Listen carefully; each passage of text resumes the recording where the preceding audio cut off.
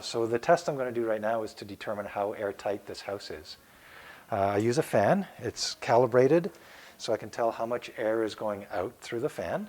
And by measuring how much air is being forced out through the fan to depressurize the house, that's the standard test that's used around the world to rate houses. So I'm going to start up the test and we'll figure out just how leaky or drafty this house might be.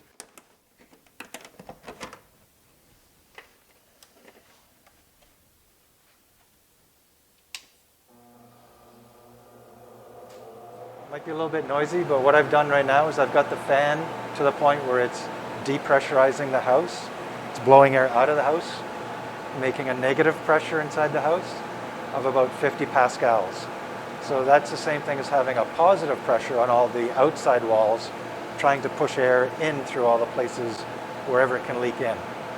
And that 50 pascal pressure is about the same.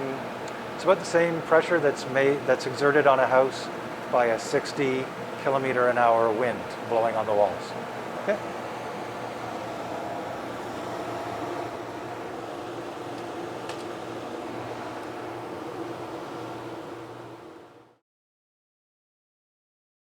Oh, and it's worth noting that in older houses, like turn of the century houses or early 1900s houses, air leakage can account for about 30 to 40% of the total energy loss from the house. Now, in a newer house like this, it's going to be much less, probably more like 10 or 15% of the total heat loss of the house. Okay. Okay. So now that I've done the test to determine how drafty the house is, the next thing I'm going to do is turn the fan back on and actually go around trying to play detective and find some of the leaky spots in the house. And the common places to check would be cold air return vents, like the one up here on the wall. Fans, sometimes the flapper doesn't close in a fan, so you'll get air coming back through the fan when it shouldn't be.